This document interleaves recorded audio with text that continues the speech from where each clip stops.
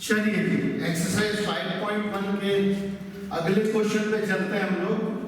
ये है question number 18। Question number 18 में बोला जा रहा है for what values of lambda is the function defined by f of x is equal to lambda times x square minus 2x, x की value 0 से कम या 0 के बराबर हो, and 4x plus 1 जब x की वैल्यू 0 से बड़ी हो, इस continuous x is equal to 0। ये हमें पहले ही गिवन दिया हुआ है कि x is equal to 0 के ऊपर एक फंक्शन कंटिन्यूअस है, ये हमें पहले दे दिया है और हमें लैम्डा की वैल्यू निकालनी है। ये इसका पहला पार्ट। इसका दूसरा पार्ट है what about continuity at x is equal to 1। चलिए चेक करते हैं हम लोग। तो सबसे पहला हम लोग लेते हैं continuous at function x is equal to 0 बोल रहा है, तो अपन लिखेंगे since function is continuous at x is equal to 0, तो इसका मतलब है left hand limit at x is equal to 0, this must be equal to right hand limit at x is equal to 0। ये दोनों बराबर होने चाहिए। अब x के left x is equal to 0 के लेफ्ट हैंड साइड में तो ये फंक्शन है, 0 के लेफ्ट हैंड साइड में ये फंक्शन है। ग्राफिकली हम लोगों ने बनाया नहीं है मगर बहुत आराम से हम दिखा सकते हैं कि 0 दिस इज -1 दिस इज 1, 0 और उसके नीचे की वैल्यूज के लिए 0 और उसके नीचे की वैल्यूज के लिए हमारे पास फंक्शन क्या है? फंक्शन है lambda times x square minus 2x, correct. और x की वैल्यू 0 से बड़ी के लिए फंक्शन है हमारे पास f of x is equal to 4x plus 1। तो 0 के लेफ्ट हैंड साइड में ये फंक्शन, राइट हैंड साइड में वो फंक्शन। तो लेफ्ट हैंड साइड लेते हैं भाई, लिमिट x अप्रोचेस टू 0 का माइनस f of 0 का minus, limit x approaches to 0 का प्लस f of 0 का प्लस, अगला limit h approaches to 0 f of 0 plus h approaches to 0 f of 0 plus h, ये 0 minus h आएगा। Okay, अच्छा 0 के minus में फंक्शन कौन सा है? ये वाला, मतलब कुल मिला के माइनस h है, तो ये हो जाएगा लिमिट h approaches to 0, मैं इसको उस तरफ लिख देता हूँ, limit h approaches to 0 lambda times x की जगह पे हम लोग क्या रख रहे हैं? माइनस h का whole square minus 2 times minus h, and this will be equal to limit h approaches to 0, यहाँ पे रखना है h राइट हैंड साइड वाले फंक्शन में, 4 टाइम्स h प्लस 1। ओके, तो यदि हम अप्लाई कर दे लिमिट, तो यहाँ पे जाएगा लैम्डा टाइम्स, ये तो 0 रख देंगे, तो 0 का square minus 2 times 0, that is 4 times 0 plus 1, तो lambda into 0 is equal to 1, तो 0 is equal to 1। Oh my God, ये तो कंटिन्यूअस है ही नहीं। मतलब इन्होंने बोला कि अगर लैम्डा की वैल्यू निकालो कि ये कंटिन्यूअस रहे, तो हम बोलेंगे for no values of lambda, क्योंकि कभी भी ये कंटिन्यूअस हो ही नहीं सकता। तो हम लिखेंगे for no values of lambda f of x is continuous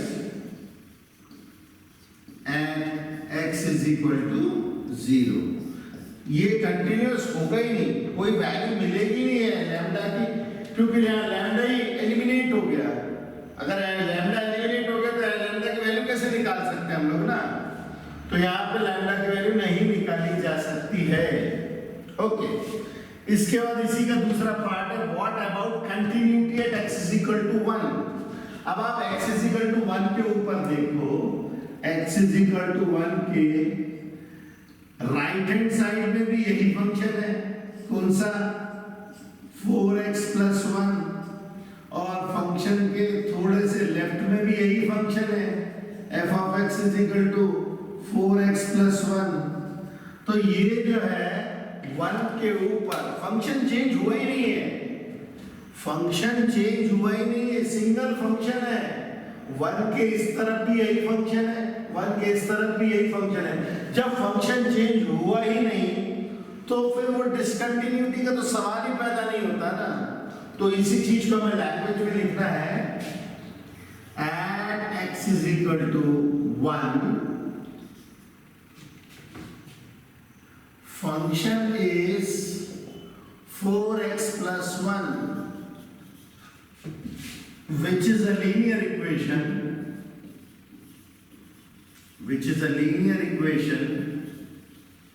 ये एक लीनियर इक्वेशन है, लाइन रिप्रेजेंट करती है, प्राइमरीली एक लाइन रिप्रेजेंट करती है, ये एक लीनियर इक्वेशन है।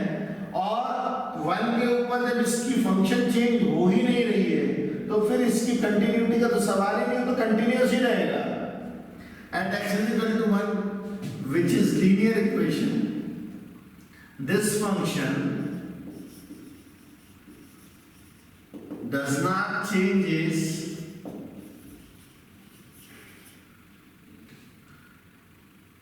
from LHS of x is equal to 1 to RHS of x is equal to 1.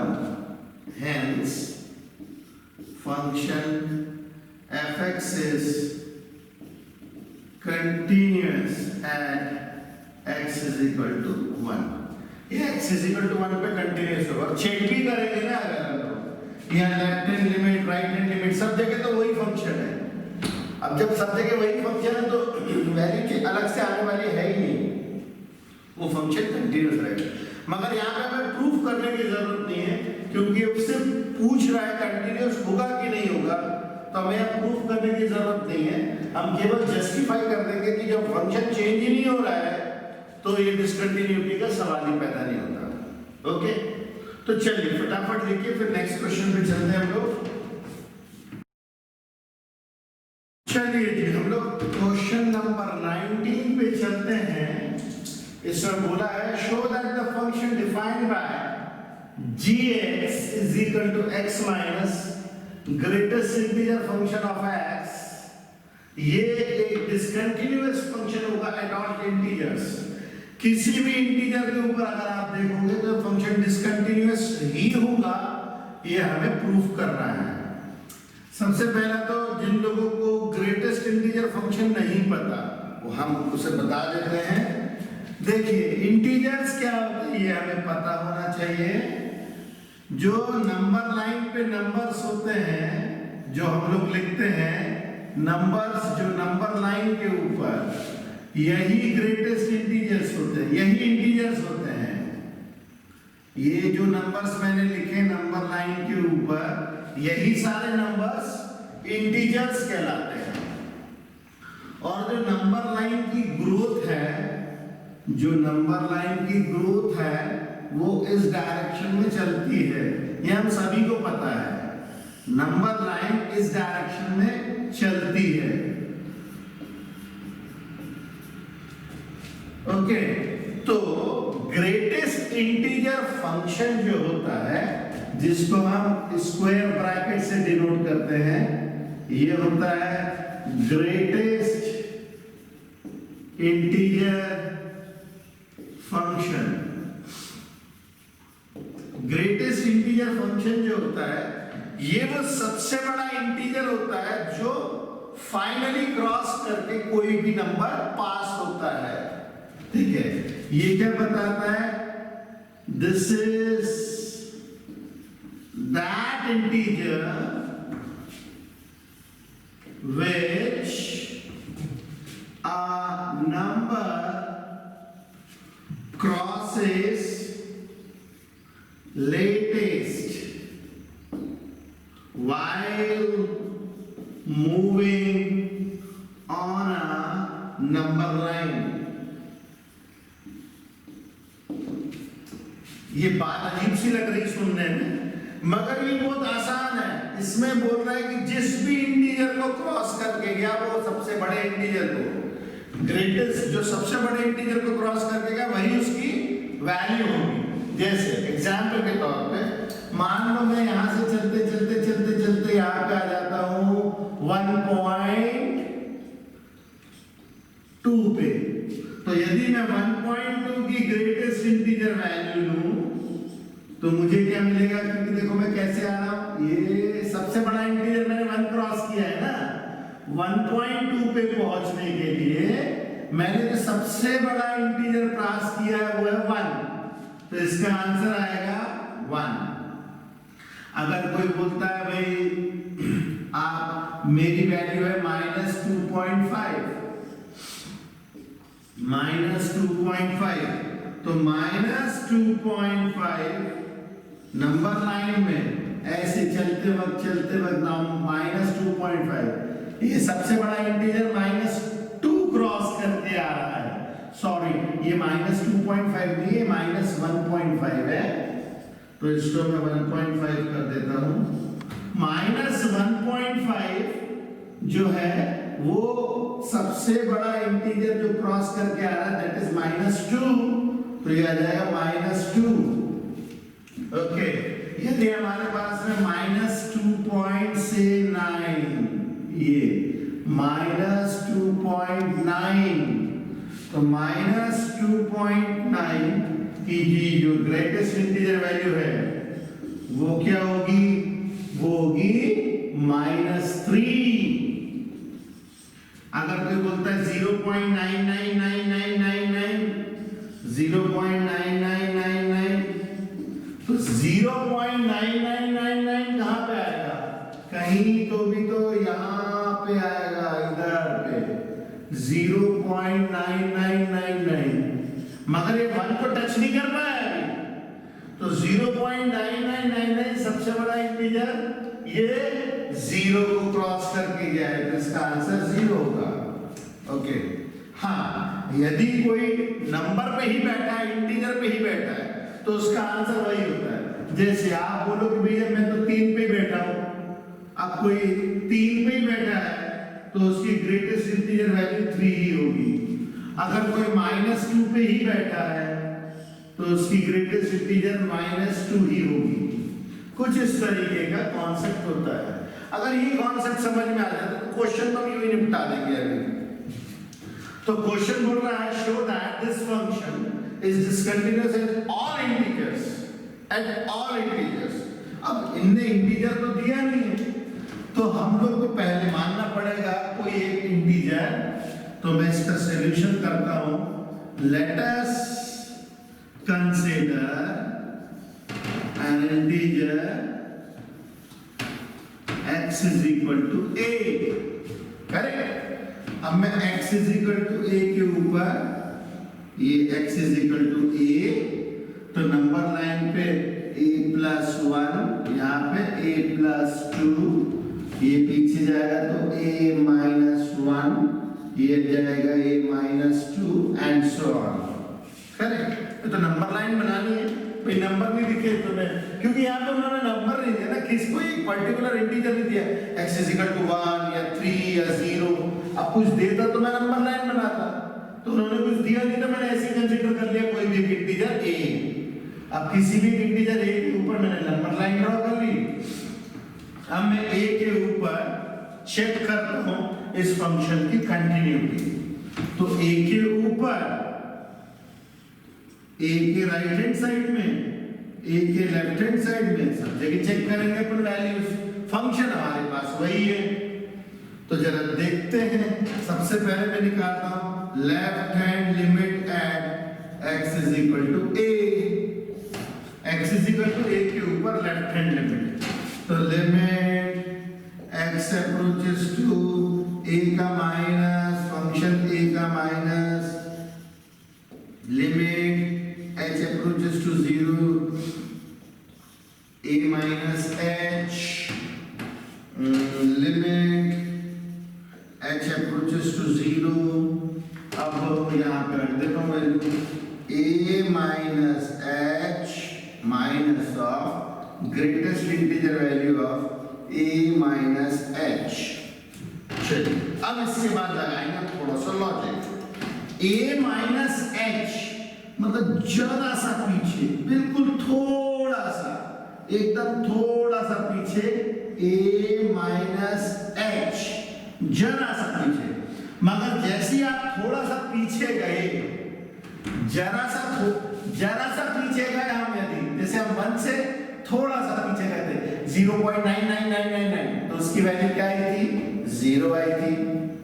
तो सिमिलरली a माइनस h को मैं जरा सा पीछे जाऊंगा तो उसके पहले वाला इंटीजर होता है a माइनस 1। तो यहाँ पे क्या मिलेगा मुझे? मैं इसी को आगे बढ़ाते रहता हूँ। लिमिट h अप्रोचेस टू 0, ये आ जाएगा a माइनस h और ये आ जाएगा माइनस ऑफ a माइनस 1, क्योंकि a से जरा सा पीछे गए तो a माइनस 1 हमें मिलेगा।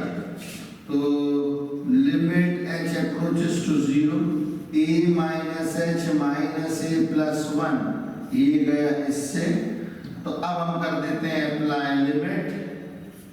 लिमिट में अप्लाई करूंगा तो ये आ जाएगा minus 0 plus 1, this is 1।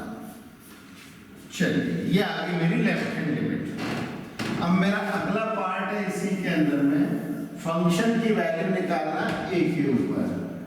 Eight a x is equal to a, x is equal to a के ऊपर। और यहाँ पे फंक्शन f नहीं है भाई, g है, तो मैं सारे फंक्शंस का नाम g कर देता हूँ।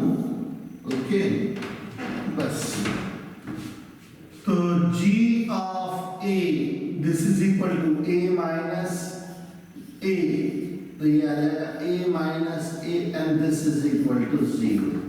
अब जरा देखिए यहाँ पे लेफ्ट हैंड लिमिट आ रही है 1 और फंक्शन की वैल्यू आ रही है at x is equal to a0, यही बराबर नहीं है, तो राइट हैंड लिमिट निकालने की हमें जरूरत ही नहीं है। ठीक है, फिर भी मैं निकाल देता हूँ, right hand limit at x is equal to a, तो limit x approaches to a positive, f of a positive, limit h approaches to 0, f of again g of a plus h, यहाँ पे क्या आएगा g, function है हमारे पास g। क्या है? Function f लिखने की आदत हो जाती है, यहाँ पे फंक्शन का नाम दिया हुआ g, मगर आदतों के कारण क्या होता है कभी कभी हम गलत लिख लेते हैं। लिमिट h अप्रोचेस टू 0, यहाँ पे आ जाएगा a प्लस h, तो a plus h minus of greatest integer value of a plus h। अच्छा, a प्लस h मतलब a से थोड़ा सा आगे निकल गया, a थोड़ा सा आगे निकल गया, a प्लस h जरा सा आगे निकल गए, तो इसकी ग्रेटेस्ट इंटीजर वैल्यू क्या आएगी? इसकी ग्रेटेस्ट इंटीजर वैल्यू आएगी ये a आएगी, a से गया a, तो अप्लाई कर देंगे लिमिट, तो हमें क्या मिलेगा? 0। तो अब जरा देखिए, लेफ्ट हैंड लिमिट आ रही है इसकी 1, राइट हैंड लिमिट आ रही है 0 और फंक्शन की वैल्यू 1 के ऊपर आ रही है 0, जो कि बराबर नहीं है तीनों आपस में। और हमने कोई रैंडम नंबर लिया है हमने कोई, अब एक ही जगह 2 लिख दो, 3 लिख दो, -7 लिख दो, -8 लिख दो, -23 लिख दो, कोई सा भी नंबर लिख दो, ये फंक्शन डिसकंटिन्यूअस ही आएगा, ये कंटिन्यूअस हो ही नहीं सकता है। ओके, तो ये जो है ये डिसकंटिन्यूटी शो कर रहा है, क्योंकि हमने कोई भी रैंडम इंटीजर लिया था x is equal to a, तो अपन लिख सकते हैं since left hand limit at x is equal to a is not equal to right hand limit at x is equal to a, and it's not equal to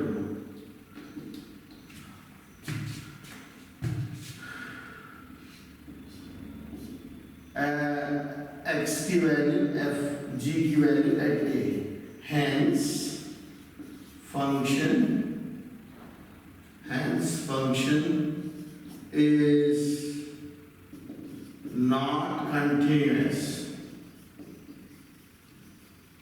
at x is equal to a, and hence any integer, किसी भी integer के ऊपर greatest integer function जो है वो continuous नहीं होता है। और दिमाग में अच्छे से रख लीजिए, गिने चुने फंक्शंस होते हैं डिसकंटिन्यूअस। अभी तक हम मैथमेटिक्स में जितने भी फंक्शंस पढ़ते चले आ रहे हैं बचपन से, पॉलिनोमियल फंक्शन, अलजेब्रिक एक्सप्रेशंस, दुनिया भर के जितने ट्रिग्नोमेट्रिक फंक्शंस, बहुत ही विरले फंक्शंस ऐसे हैं जो डिसकंटिन्यूअस होते हैं। अगर वो डिसकंटिन्यूअस होते तो हमें पढ़ाए क्यों जाते हैं? यही ऐसे ही कुछ एक आध एग्जाम्पल आपको मिलेंगे। मेजॉरिटी ऑफ द फंक्शंस जो है वो कंटिन्यूअस ही होते हैं। ओके, तो चलिए, होपफुली समझ में आया होगा। जल्दी से जल्दी इसको लिखिए, फिर हम अगले क्वेश्चन पे चलते हैं। चलिए हम लोग देखते हैं next question number 20। Is the function defined by f of x is equal to x square minus sin x plus y is continuous at x is equal to pi? pi मतलब ये एंगल की बात चल रही है radiance में। तो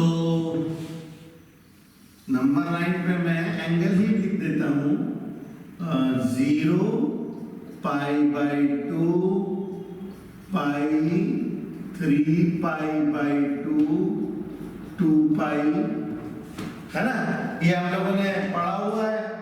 ये एंगल्स जो है स्टार्ट हमेशा यहीं से होता है, ये 0 डिग्री होता है, फिर यहाँ से हम यहाँ जाते हैं 90 डिग्री, 180 डिग्री, 270 डिग्री, 360 डिग्री, इस तरीके से चलता है। 0 डिग्री 90 डिग्री को कहते हैं पाई बाई 2, 180 डिग्री को कहते हैं पाई, और 270 डिग्री को कहते हैं 3 टाइम्स पाई बाई 2, और ये 2 पाई अपन ऐसा लिख सकते हैं।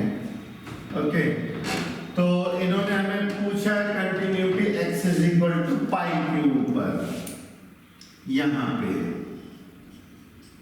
है ना? तो अब जरा देखिए, फंक्शन की वैल्यू हमें पाई के ऊपर कंटिन्यूटी चेक करनी है, तो मैं वही करता हूं, पाई का left hand limit, right hand limit, और फंक्शन की वैल्यू चेक करेंगे पाई के ऊपर। देखिए पूरी एक्सरसाइज खत्म होने वाली है, मगर पैटर्न चेंज नहीं हुआ, पैटर्न वही का वही है। ठीक है, हाँ कुछ एक छोटी शॉर्टकट स्टेप्स है जो कि अभी मैं बताऊंगा धीरे धीरे करके, मगर पैटर्न वही है। हर जगह पे सेम पैटर्न पे अपने को चलना है। Left hand limit at x is equal to pi, तो limit x approaches to pi का माइनस फंक्शन पाई का minus limit x approaches to 0, यहाँ पे रहेगा function pi minus h, limit h approaches to 0 pi minus h का whole square minus sine times pi minus h plus 5, तो limit h approaches to 0 pi minus h का whole square minus sine pi minus theta, sine pi minus theta, अगर हम बोले pi minus theta तो pi minus theta आता है second quadrant में, जहां के साइन पॉजिटिव होता है, तो ये पॉजिटिव ही रहेगा साइन h प्लस 5, करेक्ट। अब करते हैं हम अप्लाई लिमिट, तो जैसे ही मैं अप्लाई करता हूं लिमिट इसमें, इसमें हम अप्लाई कर देंगे लिमिट, तो हमें क्या मिलेगा, पाई माइनस 0 का whole square minus sign 0 plus 5, ये हो जाएगा पाई स्क्वायर माइनस 0 प्लस 5, ये हो जाएगा पाई स्क्वायर प्लस 5, ये आ गई लेफ्ट हैंड लिमिट। अब मैं ले लेता हूं at x is equal to pi, तो f of pi is equal to pi square minus sign pi plus 5। Sine pi 0 होता है, साइन की वैल्यू 0 होती है यहाँ पे और यहाँ पे, और साइन की वैल्यू 1 होती है यहाँ और यहाँ पे होती है -1। यहाँ पे और यहाँ पे साइन की वैल्यू 0 होती है, तो ये हो जाएगा पाई स्क्वायर माइनस 0 प्लस 5, ये हो जाएगा पाई स्क्वायर प्लस 5, और ये सेम वैल्यू आ रही है, देख सकते हैं हम लोग। अब मैं राइट हैंड लिमिट लेता हूँ, right hand limit at x is equal to pi, limit x approaches to pi का प्लस f ऑफ पाई का plus limit h approaches to 0 pi plus h, limit h approaches to 0, function कहाँ है भाई, pi plus h का whole square minus sign pi plus h plus 5, है ना। ये मिलेगा limit h approaches to 0 pi plus h का whole square minus sign pi plus theta, third quadrant में आता है, pi plus theta third quadrant में आता है, तो ये हो जाएगा माइनस थीटा, साइन पाई में पाई प्लस h होगा माइनस साइन h, तो ये हो जाएगा प्लस साइन h प्लस 5। यहाँ पे मैंने क्या किया है, यहाँ पे मैंने लिखा है sign pi plus theta is equal to minus sign theta, उस माइनस के कारण ये प्लस बन गया है। अब हम लोग कर देते हैं अप्लाई लिमिट। इसमें यदि मैं अप्लाई कर दूं लिमिट, अप्लाई लिमिट कर दें तो हमें मिलेगा पाई प्लस 0 का स्क्वायर प्लस साइन 0 प्लस 5, तो ये जाएगा पाई स्क्वायर प्लस 0 प्लस 5, यह जाएगा पाई स्क्वायर प्लस 5, यहाँ भी पाई स्क्वायर प्लस 5, यहाँ भी पाई स्क्वायर प्लस 5, और यहाँ पे भी पाई स्क्वायर प्लस 5, हर जगह पे वैल्यू सेम है। तो लिखेंगे since left hand limit at x is equal to pi is equal to function की value at pi is equal to right hand limit at x is equal to pi, और ये सब की सब value है पाई स्क्वायर 5 प्लस 5 के बराबर, therefore function is continuous and x is equal to pi, x is equal to pi के ऊपर ये कंटिन्यूअस है। ओके, देखिए पैटर्न सब कुछ सेम वैसा का वैसा, आपको बस अच्छे से लिखना है। ओके, और ये मैं इस तरीके से बाइफरकेट कर देता हूँ, लेफ्ट हैंड लिमिट ये अलग से लिखिए, लिमिट फंक्शन की वैल्यू यहाँ पे, फिर यहाँ पे इसी कॉलम को हमें आगे बढ़ाना होता है कुछ इस तरीके से। ओके, सिस्टमैटिकली दिखता है, अच्छा लगता है, और ये इसी पैटर्न में लिखेंगे तो ज्यादा बेहतर है। ओके, चलिए फटाफट कीजिए। हम लोग अगला क्वेश्चन करते हैं, question number 21। Discuss the continuity of the following function f of x दिया हुआ है sin x plus cos x, sin x minus cos x और sin x into cos x। इसकी कंटिन्यूटी चेक करनी है। अगेन यहाँ पे कोई भी पॉइंट नहीं दिया गया है। ओके, इस तरीके के क्वेश्चंस को सॉल्व करने के लिए हम लोगों के पास में बड़ा सिंपल सा टूल है, वो है theorem. Algebra of continuous function की थ्योरम ये कहती है कि यदि f and g are continuous functions in real number से c, किसी नंबर c के ऊपर, रियल नंबर c के ऊपर अगर ये फंक्शन कंटिन्यूअस है, ऐसी सिचुएशन में अगर f और g इंडिविजुअली कंटिन्यूअस है तो f प्लस g भी कंटिन्यूअस होगा, f माइनस g भी कंटिन्यूअस होगा, f इंटू g भी कंटिन्यूअस होगा और f अपॉन g भी कंटिन्यूअस होगा। केवल इसके लिए ये कंडीशन है कि ये जो g फंक्शन है ये 0 के बराबर नहीं होना चाहिए, क्योंकि अगर ये 0 के बराबर होगा तो नॉट डिफाइंड हो जाएगा। करेक्ट। तो हम लोगों को इस तरीके के क्वेश्चंस में क्या करना होता है, कोई भी आर्बिट्रेरी नंबर लेंगे, उसके ऊपर हम इस फंक्शन की कंटिन्यूटी चेक करेंगे, इसकी चेक करेंगे। अगर ये दोनों कंटिन्यूअस निकलते हैं तो हम एडिशन, सब्ट्रैक्शन और मल्टीप्लिकेशन, तो बिना किसी कंडीशन के हम लोग कंटिन्यूअस प्रूफ कर सकते हैं। ओके, तो ये टूल हमारे पास में अवेलेबल है, इसी का हम इस्तेमाल करेंगे। मैं क्या मान लेता हूं इसके सॉल्यूशन में, मैं मान लेता हूं लेट, इसको मान लेता हूं px, this is sin x, and qx, इसको मान लेते हैं हम लोग cos x। अगर ये दोनों कंटिन्यूअस हुए तो p प्लस q का सम f, ये भी कंटिन्यूअस होगा, सब्ट्रैक्शन भी कंटिन्यूअस होगा, मल्टीप्लिकेशन भी। डिवीजन के बारे में इन लोगों ने पूछा ही नहीं इसमें। तो let us take any arbitrary real number a, कोई भी आर्बिट्रेरी रियल नंबर a के ऊपर हम कंटिन्यूटी चेक कर लेते हैं। तो चेकिंग कंटिन्यूटी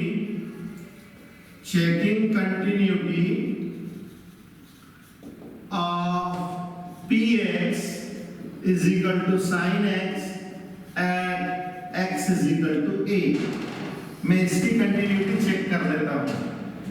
अगेन वही सारे काम, सबसे पहले हम लोग लेंगे left hand limit at x is equal to a, तो limit x approaches to a का माइनस, हमारे पास फंक्शन का नाम भी है p, फंक्शन का नाम है p, a का minus limit h approaches to 0,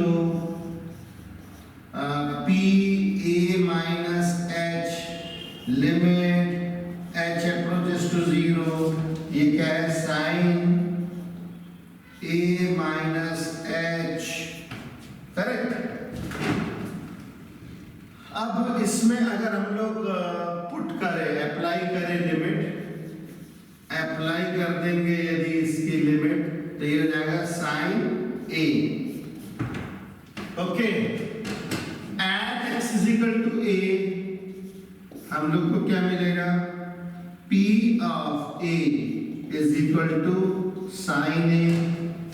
अब इसका राइट हैंड लिमिट लेंगे at x is equal to a, तो ये क्या मिलेगा, limit p x approaches to a का पॉजिटिव, p a का positive, limit h approaches to 0, p a plus h,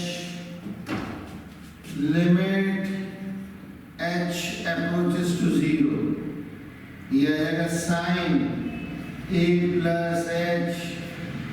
apply कर देंगे लिमिट, तो हमें मिलेगा sin a। तो देखिए तीनों वैल्यू सेम आती है। ओके, तो हम लिख सकते हैं since left hand limit at x is equal to a is equal to p की value at a is equal to right hand limit at x is equal to a, और ये सब किसके बराबर है, sin a के बराबर है। Therefore p of x is continuous and x is equal to a। कोई भी आर्बिट्रेरी पॉइंट लेकर के हम इसमें कंटिन्यूटी प्रूव कर देंगे। सिमिलरली जैसे मैंने p of x को कंटिन्यूअस प्रूव किया, q of x को भी प्रूव करेंगे, तो हमें क्या मिलता है, checking continuity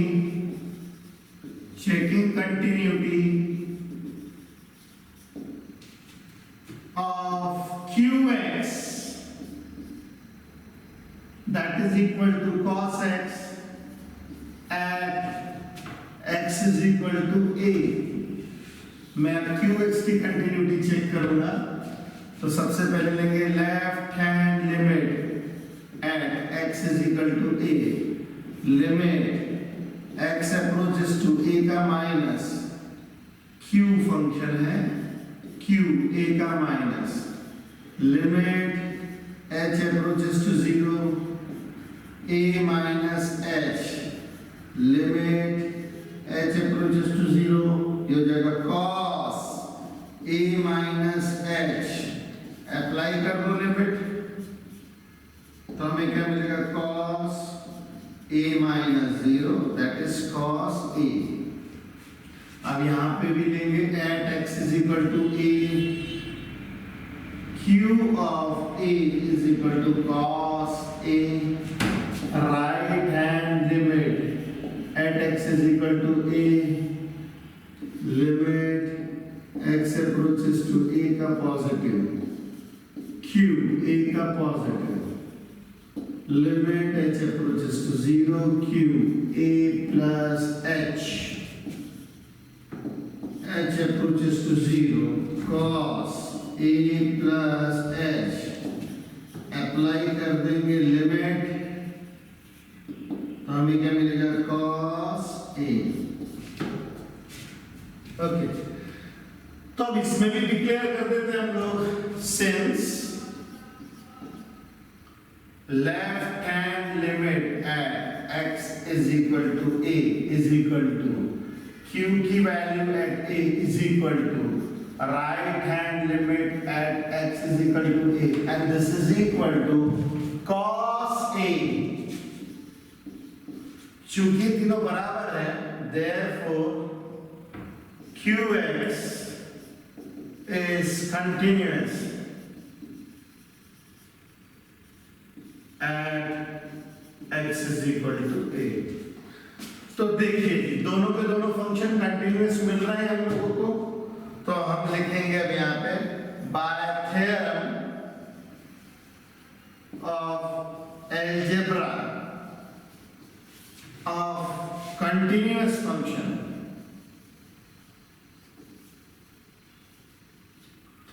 ये हमारा इंफॉर्मेशन थी। हम क्या लिख सकते हैं, a f of x is equal to p of x plus g of x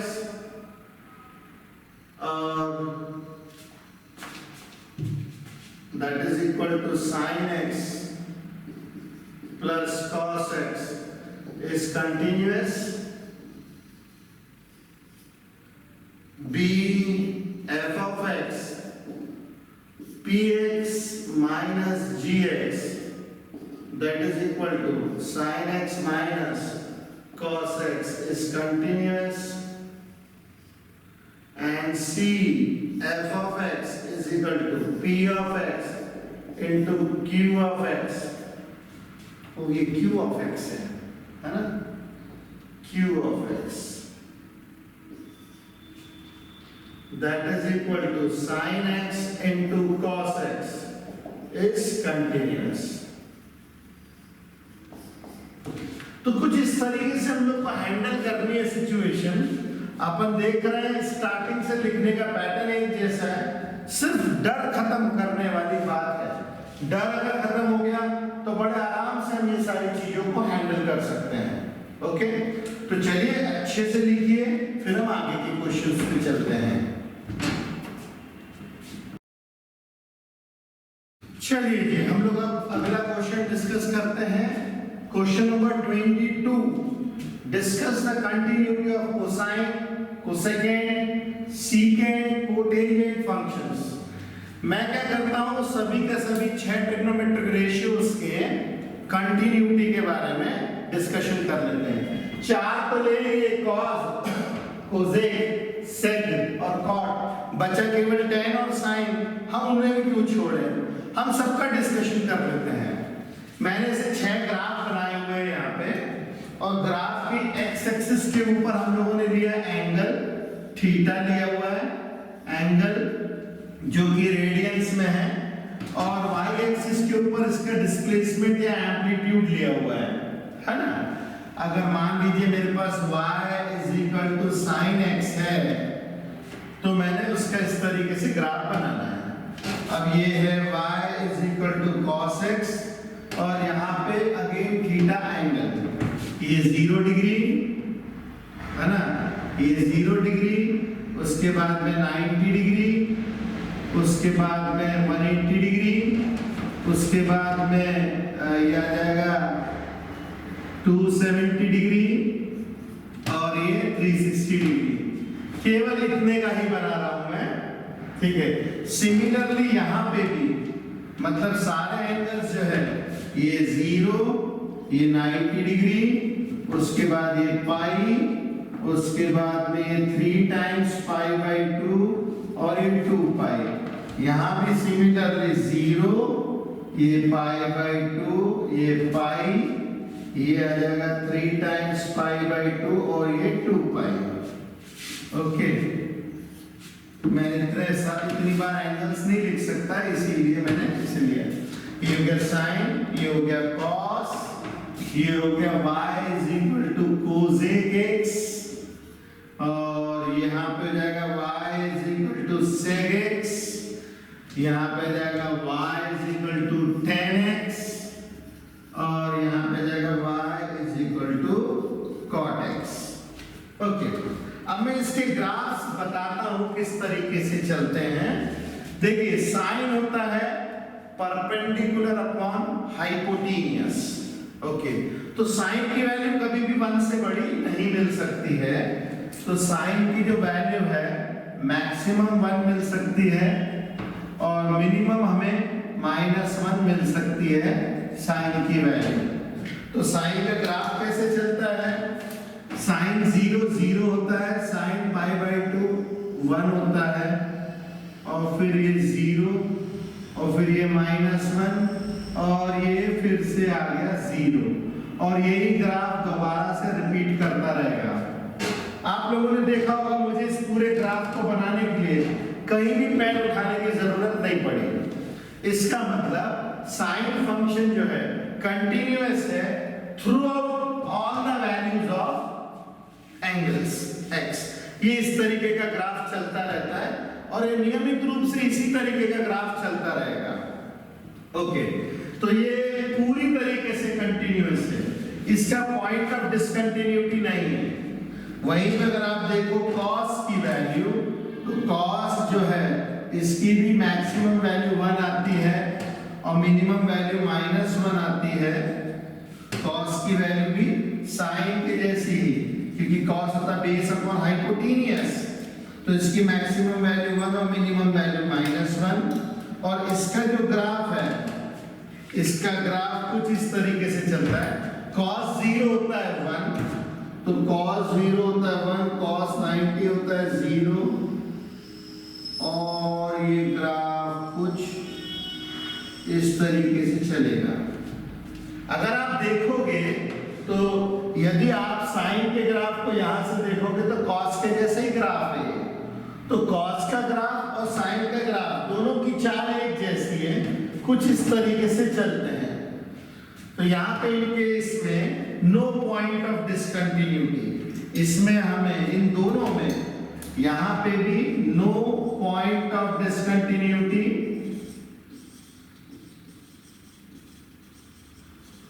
और यहाँ पे भी हमें मिलेगा नो पॉइंट्स ऑफ डिसकंटिन्यूटी। दोनों के दोनों कहीं पे भी डिसकंटिन्यूअस नहीं होते हैं।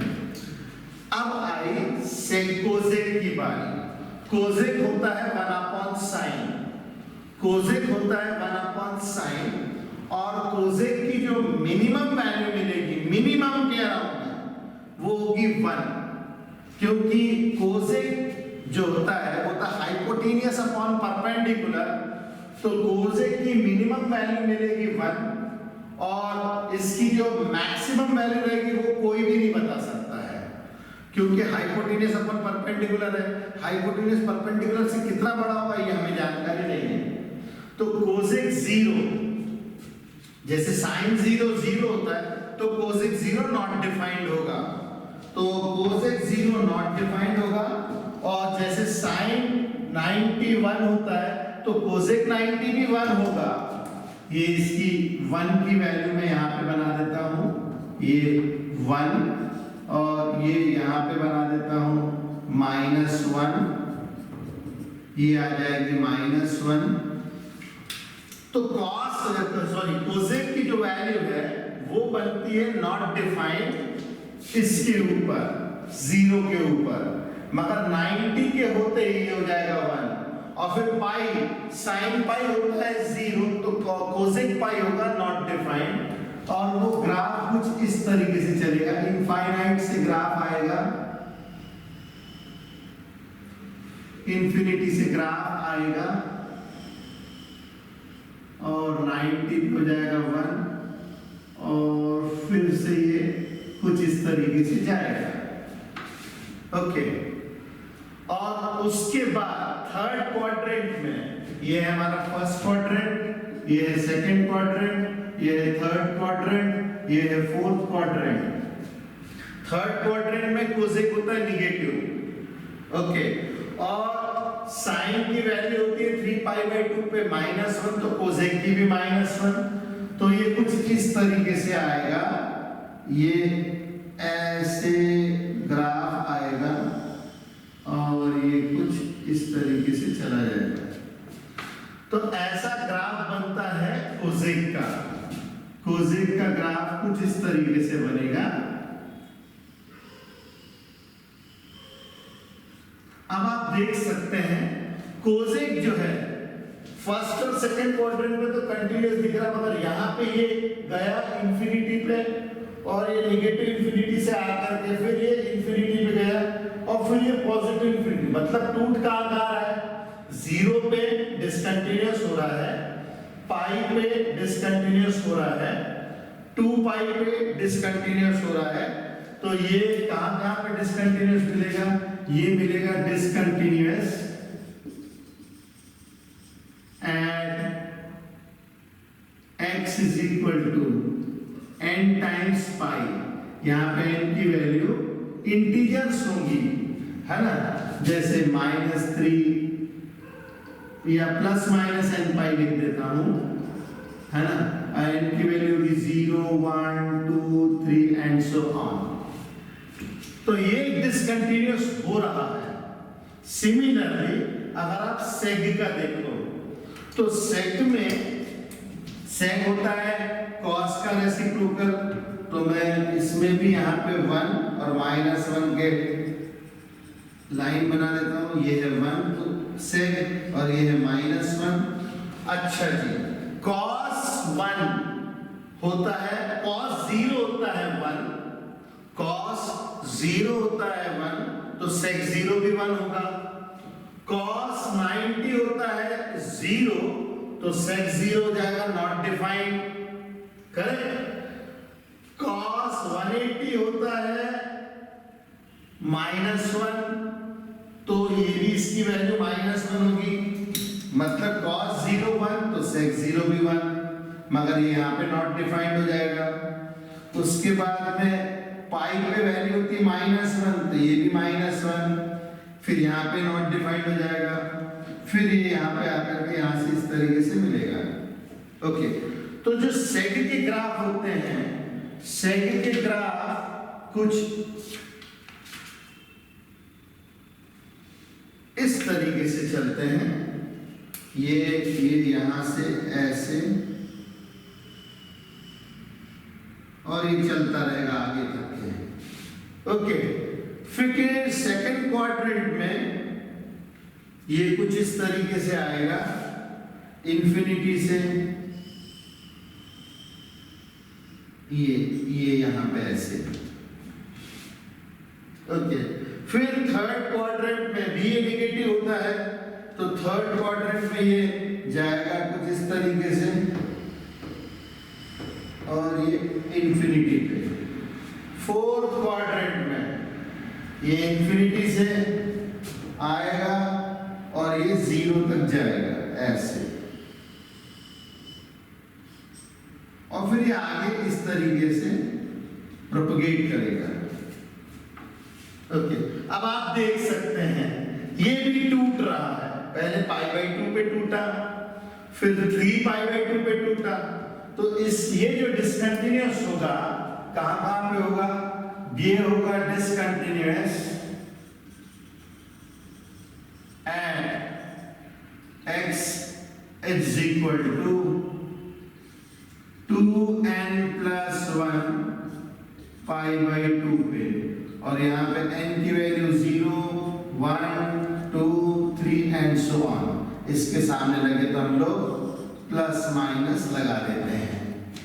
ओके, तो कुछ इस तरीके से जो है ये आता है सेग का ग्राफ, tan का ग्राफ। tan 0 होता है 0 और tan π/2 होता है नॉट डिफाइंड, तो tan का ग्राफ कुछ इस तरीके से चलता है ऐसे। सेकंड क्वाड्रेंट में tan होता है निगेटिव, तो ये सेकंड क्वाड्रेंट में tan निगेटिव इंफिनिटी से वैल्यू आएगी ये, और उसके बाद में tan पाई होता है 0, tan पाई होता है 0, और उसके बाद में वो थर्ड क्वाड्रेंट में फिर पॉजिटिव हो जाता है ऐसे जाएगा।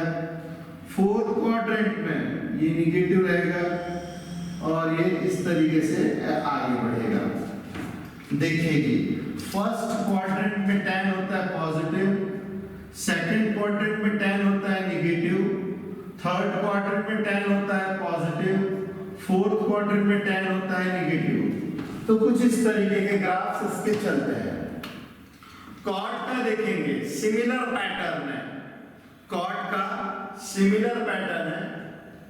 tan 0 0 होता है तो कॉर्ड 0 नॉट डिफाइंड होगा, तो कॉर्ड जो है 0 पे ही नॉट डिफाइंड होगा, और 90 पे हो जाएगा ये 0 के बराबर, क्योंकि tan जो कॉर्ड जो होता है cos अपॉन sin होता है, तो tan जो है 90 पे 1, तो ये हो जाएगा 0 के बराबर, cos 90 0 होता है, तो ये कुछ इस तरीके से आएगा इंफिनिटी से, और ये ऐसे। सेकंड क्वाड्रेंट में ये निगेटिव वैल्यूज देता है और ये ग्राफ कुछ इस तरीके से जाएगा। थर्ड क्वाड्रेंट में ये पॉजिटिव वैल्यूज देने लग जाएगा, और फोर्थ क्वाड्रेंट में फिर ये निगेटिव वैल्यूज देने लग जाएगा। मतलब फर्स्ट क्वाड्रेंट में पॉजिटिव, सेकंड क्वाड्रेंट में निगेटिव, थर्ड क्वाड्रेंट में पॉजिटिव, फोर्थ क्वाड्रेंट में निगेटिव, कुछ इस तरीके की वैल्यूज मिलेगी। अब ये कहां टूट रहा है, ये टूट रहा है यहां पे, फिर यहां से जुड़ा, फिर टूटा, फिर यहां से जुड़ा, तो ये पॉइंट ऑफ डिसकंटिन्यूटी कहां पे मिलेगी, डिसकंटिन्यूअस एट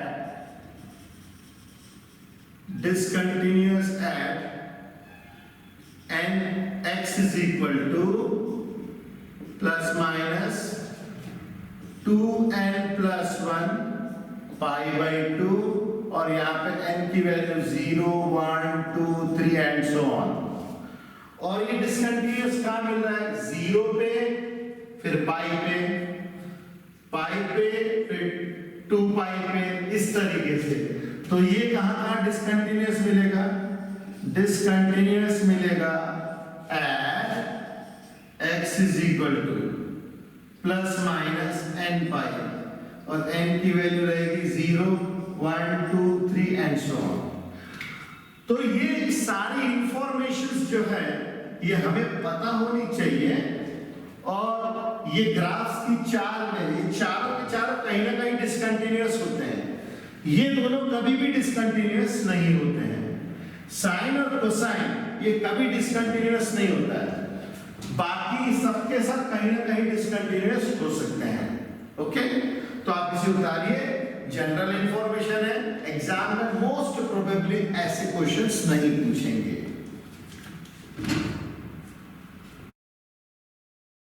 चलिए देखिए क्वेश्चन नंबर 23। क्वेश्चन नंबर 23 में बोल रहा है find all points of discontinuity of F.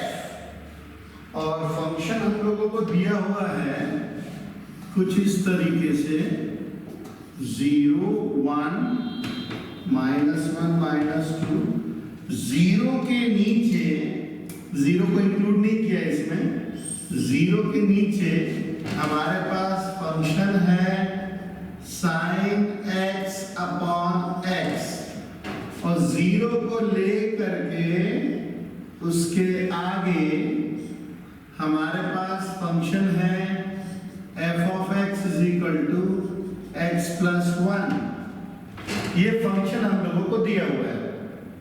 तो देखिए इस फंक्शन में 0 इंक्लूडेड नहीं है, इस फंक्शन में 0 इंक्लूडेड नहीं है, तो इसका मतलब साफ है sin x तो हर जगह कंटिन्यूअस होता है, x भी हर जगह कंटिन्यूअस होता है। तो हमारी थ्योरम के हिसाब से sin x अपॉन x यहां से हर जगह पे कंटिन्यूअस होगा। x 0 है नहीं, नॉट डिफाइंड हो नहीं सकता है, ठीक है। तो अपन यहां पे डिक्लेयर करेंगे at values x less than 0 f of x जो कि होता है sin x upon x is continuous everywhere.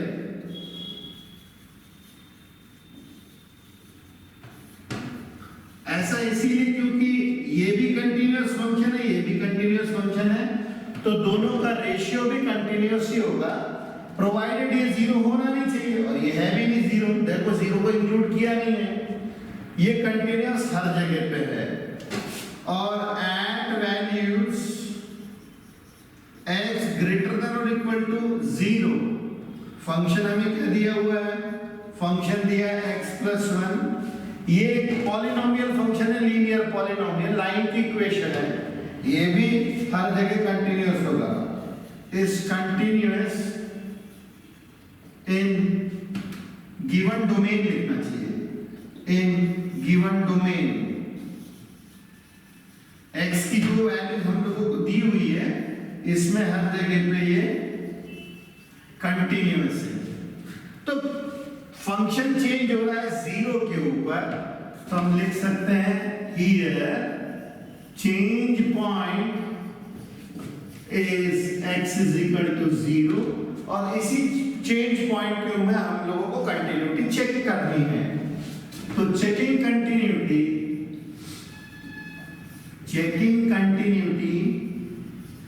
Eight x is equal to 0। सबसे पहले मैं लूंगा left hand limit at x is equal to 0, limit x approaches to 0 का minus f of 0 का minus, limit h approaches to 0 f of 0 minus h, limit h approaches to 0, ये minus h है, ये हो जाएगा sine of minus h divided by minus h। Sine of minus h जो होता है वो माइनस साइन h होता है, तो limit h approaches to 0 minus sine h upon minus h, minus से कटा माइनस। यहां पे हमारे पास लिमिट का फॉर्मूला होता है when theta approaches to 0 sin theta upon theta 1 होता है। तो अगर मैं इसमें अप्लाई कर दूं लिमिट तो हमें मिलेगा डायरेक्ट 1। ओके, अब मैं लेता हूं at x is equal to 0। x is equal to 0 पे ये फंक्शन है, तो f of 0 is 0 plus 1 and this is equal to 1, ये भी वैल्यू सेम आती है। Right hand limit at x is equal to 0, limit x approaches to 0 positive, f of 0 positive, limit h approaches to 0, ये हो जाएगा 0 plus h, limit h approaches to 0, ये हो जाएगा 0 प्लस h प्लस 1, यहाँ पे मैंने 0 प्लस h रख दिया। अब यदि कर देंगे हम लोग अप्लाई लिमिट तो मिलेगा 0 plus 1 and this is equal to 1। तीनों वैल्यूज बराबर है। इसके इस तरफ ये कंटीन्यूअस है, इसके इस तरफ कंटीन्यूअस है, यहाँ पे भी कंटीन्यूअस है।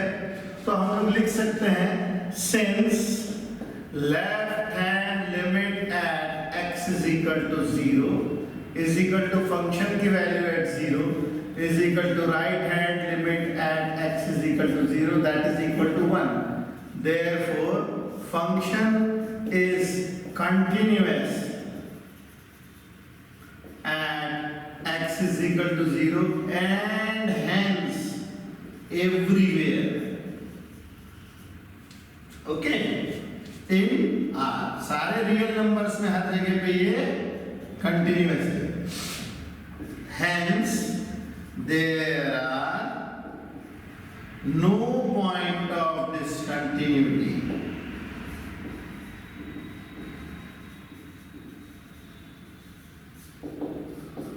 तो देखिए वही सेम पैटर्न जैसे अभी तक हम लोग क्वेश्चन सॉल्व करते चले आ रहे हैं। ठीक है, आई होप समझ में आया होगा। इसको जल्दी से जल्दी लिखिए, फिर हम आगे चलते हैं। चलिए अब हम देखें क्वेश्चन नंबर 24। क्वेश्चन नंबर 24 में पूछ रहा है determine if f of x f defined by, दो डेफिनेशन दी हुई है, एक x के लिए नॉट इक्वल टू 0 के ऊपर और x at x is equal to 0 के ऊपर। तो मैं यहाँ पे नंबर लाइन के ऊपर फंक्शन को दिखा देता हूँ 0 1 -1। जब फंक्शन की value x is equal to 0 है, मतलब यहाँ पे, तो फंक्शन की value f of x is equal to वास्तव में 0 है। इसके इस तरफ और इसके इस तरफ, दोनों तरफ हमारे पास जो फंक्शन है वो है x² sin 1/x। यहाँ पे भी फंक्शन f of x है x² sin 1/x। ओके, अब यहाँ पे एक छोटा सा ट्रिक है। देखिए फंक्शन 0 के ऊपर जो दिया हुआ है वो तो वैल्यू 0 दी है, 0 के इस तरफ भी फंक्शन वही है जो 0 की इस तरफ है। तो ऐसे क्वेश्चंस में हम लोग लेफ्ट हैंड लिमिट और राइट हैंड लिमिट नहीं निकाल के केवल लिमिट भी निकाल दें तो आंसर सेम आएगा। मैं फिर से रिपीट करता हूं, अगर फंक्शन राइट हैंड साइड और लेफ्ट हैंड साइड एक जैसा फंक्शन है तो हमें left hand right hand limit लगाने की बजाय यदि केवल हम लिमिट ही निकाल लें तो भी हमारा काम बन जाता है। Okay, no need to require मतलब इवैल्यूएट राइट हैंड और लेफ्ट हैंड लिमिट सेपरेटली, केवल हम लिमिट निकालेंगे तो ही काम बन जाएगा। तो मैं चेक करता हूं, limit x approaches to 0 f of x, जब x अप्रोच करेगा, चाहे वो राइट हैंड से करे चाहे वो लेफ्ट हैंड से करे, दोनों तरफ एक ही फंक्शन है, इसीलिए मैंने left hand right hand limit अलग से नहीं निकाल रहा हूं। तो इसको मैं इवैल्यूएट करता हूं, limit x approaches to 0 x² sin 1/x। इसको हम ऐसा लिख सकते हैं, limit x approaches to 0 x sin 1/x divided by 1/x। मैंने क्या किया, x² में से एक x डिनोमिनेटर के डिनोमिनेटर में डाल दिया।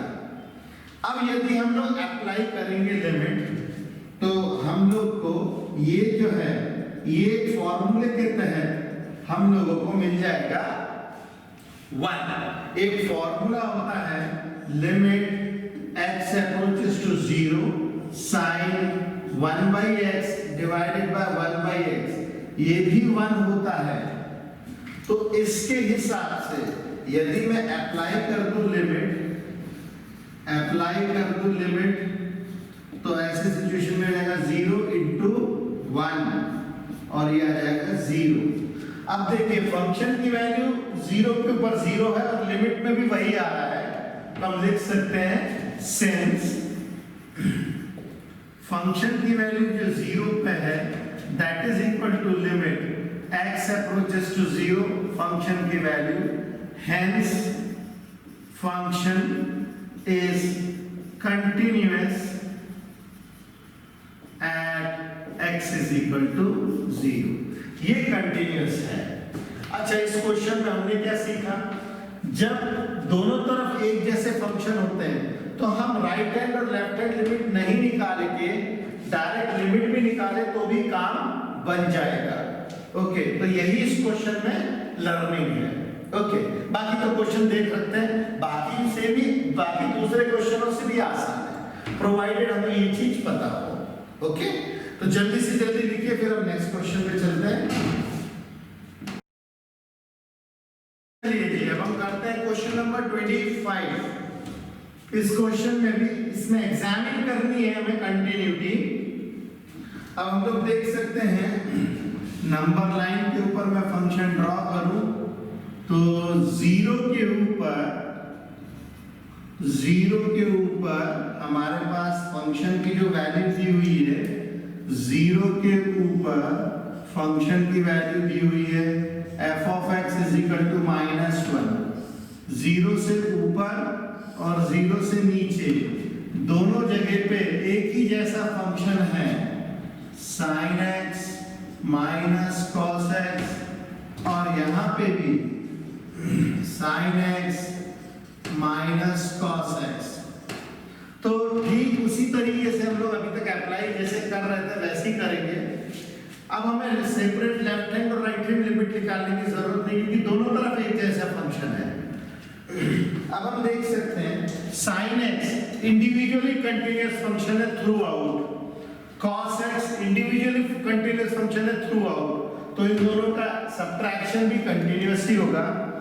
केवल 0 के ऊपर जो है फंक्शन चेंज हो रहा है, यहां से यहां आया फिर यहां से यहां जा रहा है, तो हम लोग कंटिन्यूटी चेक करेंगे x is equal to 0 के ऊपर।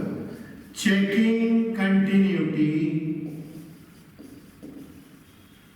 And x is equal to 0, तो limit x approaches to 0 f of x, क्या मैं ये चेक करूंगा कि वो इसके बराबर है कि नहीं है, तो देखिए जरा, लिमिट x approaches to 0, ये आ जाएगा sin x minus cos x। Not defined situation नहीं आ रही है, हम डायरेक्ट लिमिट अप्लाई कर देते हैं इसके अंदर। तो जैसे मैं अप्लाई कर दूंगा लिमिट करते ही हमें क्या मिलेगा, sin 0 minus cos 0, 0 minus 1, this is -1, और ये हमारे किसके बराबर है, f की वैल्यू 0 के बराबर है। तो अब हम यहाँ डिक्लेयर कर सकते हैं सिंस फंक्शन की वैल्यू 0 पे that is equal to limit x approaches to 0 function की वैल्यू, और ये दोनों -1 के बराबर है, therefore function is continuous at x is equal to 0 and hence everywhere in R, सारे रियल नंबर में हर जगह कंटिन्यूअस है, तो अपन लिख सकते हैं नो पॉइंट ऑफ डिसकंटिन्यूटी।